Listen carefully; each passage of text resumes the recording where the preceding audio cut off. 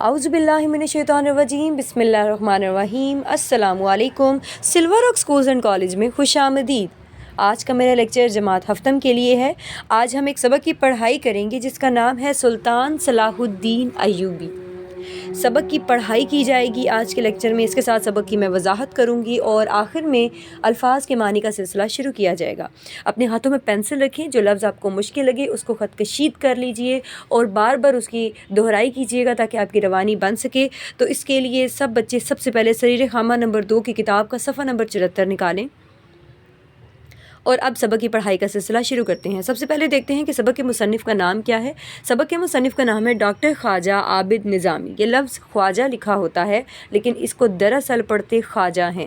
واؤ کے ساتھ جب بھی الف کسی لفظ میں آتی ہے تو واؤ الف کے ساتھ الف کی زبان بولتی ہے، یعنی واؤ سائلنٹ ہو جاتا ہے، ٹھیک ہے۔ جیسے خواب لکھتے ہیں لیکن اس کو پڑھتے خواب ہیں، خواہش لکھتے ہیں لیکن اس کو پڑھتے خواہش ہیں۔ تو چلتے ہیں سبق کی پڑھائی کو شروع کرتے ہیں۔ سبق کا نام ہے سلطان صلاح الدین ایوبی۔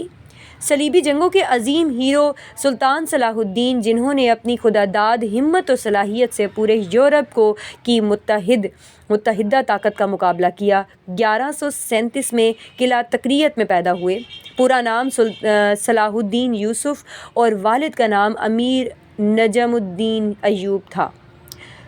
صلاح الدین ایوبی کی عمر 17 برس تھی کہ سلطان نور الدین نے اسے ان کے چچا شیر کوہ کے ساتھ مصر کی مہم پر جانے کا حکم دیا۔ مصر کی یہ مہم صلاح الدین کے لیے آئندہ ترقی کا زینہ ثابت ہوئی۔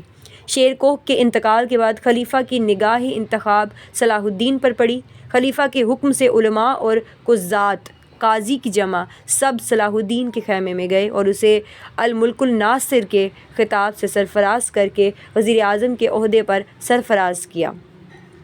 سلطان نور الدین نے 1174 میں وفات پائی تو صلاح الدین کو مصر کے آزاد فرما روا کی حیثیت حاصل ہو گئی۔ اب اس کی حکومت میں مصر کے علاوہ حجاز اور یمن بھی شامل ہو گئے۔ اس زمانے میں فرنگیوں میں سب سے بڑا فتنہ اور شرارت کا سرغنہ ایک شخص ریجنالڈ تھا جو اسلام اور مسلمانوں کا بہت بڑا دشمن تھا۔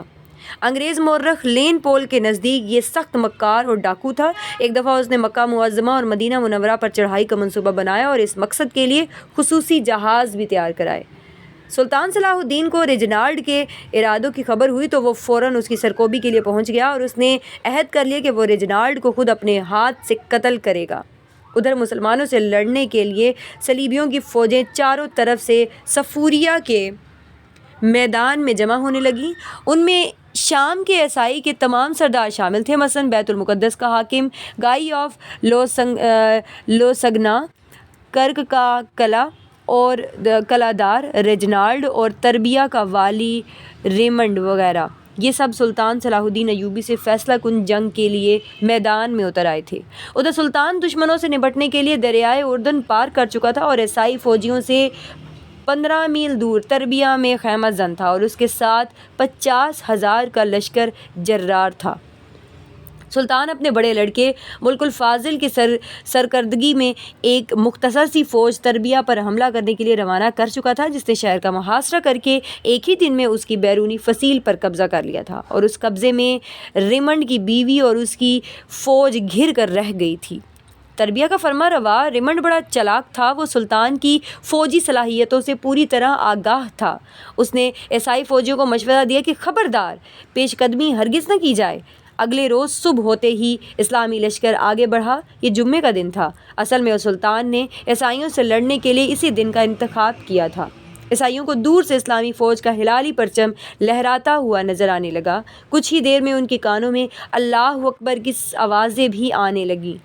عیسائیوں نے آگے بڑھ کر اسلامی فوج پر ایک زوردار حملہ کیا، لیکن مسلمانوں نے ان کے حملے کو روک لیا اور انہیں قتل کرنا شروع کر دیا۔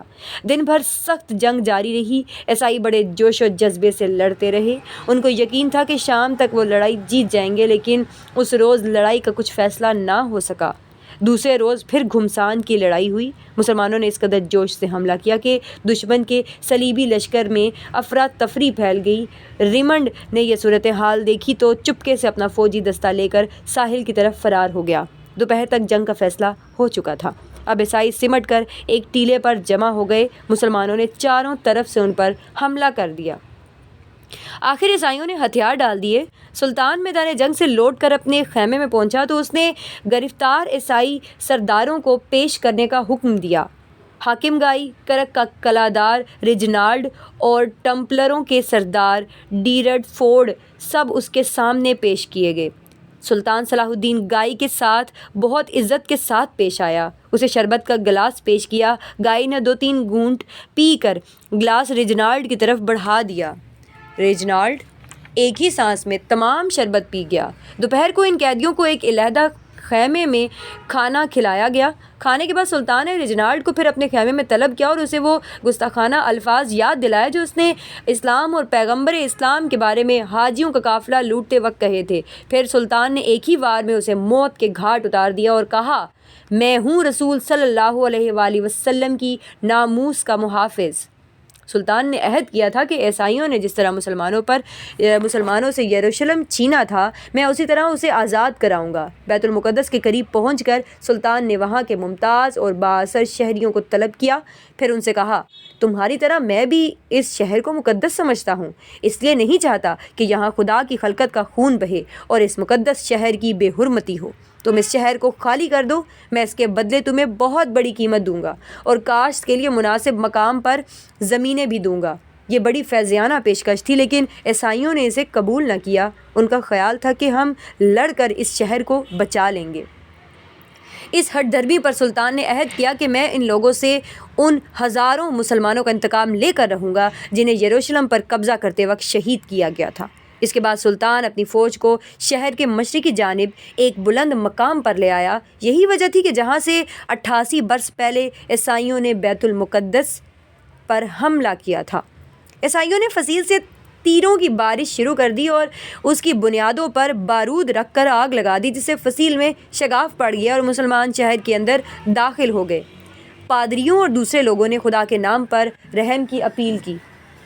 سلطان کو ترس آ گیا اور اس نے شہریوں کو امن و امان کے ساتھ نکل جانے کی اجازت دے دی۔ رخصت کے وقت بے شمار عورتیں سلطان کے پاس آئیں اور کہا، ہم سب وہ بد نصیب عورتیں ہیں جن کے خاوند اور بیٹے سلطان کی قید میں ہیں۔ ہم اس شہر سے ہمیشہ کے لیے رخصت ہو رہے ہیں، آپ ہمارے بیٹوں اور شوہروں کو ہمارے حوالے کر دیں۔ یہ سن کر سلطان نے ان سب کو بھی رہا کرنے کا حکم دیا۔ یہ جمعے کا مبارک دن تھا۔ آج 88 برس کے بعد مسجد اقصیٰ میں اذان کی آواز گونجی، اللہ اکبر اللہ اکبر اشہد ان لا الہ الا اللہ۔ سلطان صلاح الدین اور مسلمان فوج نے مسجد اقصیٰ میں نماز ادا کی۔ مسجد اقصیٰ جو مسلمان نمازیوں کا ایک مدت سے انتظار کر رہی تھی۔ تو پیارے بچوں، سبق کی پڑھائی کے بعد جو بات ہمیں پتہ چلتی ہے وہ یہ ہے کہ سلطان صلاح الدین ایک ایسے انسان تھے جو بغیر کسی وجہ کے جنگ و جدل کو پسند نہیں فرماتے تھے، لیکن اگر کوئی ایسا وقت آ جاتا تھا کہ جب ان کی نبی صلی اللہ علیہ وآلہ وسلم کی ناموس یا ان کے دین پر کوئی بات آتی تھی تو پھر وہ خاموش نہیں رہ سکتے تھے اور پھر وہ ان کے لیے بولنا اور دشمن پر حملہ کرنا انتہائی ضروری ہو جاتا تھا۔ تو چلتے ہیں سبق کے الفاظ معنی کی طرف۔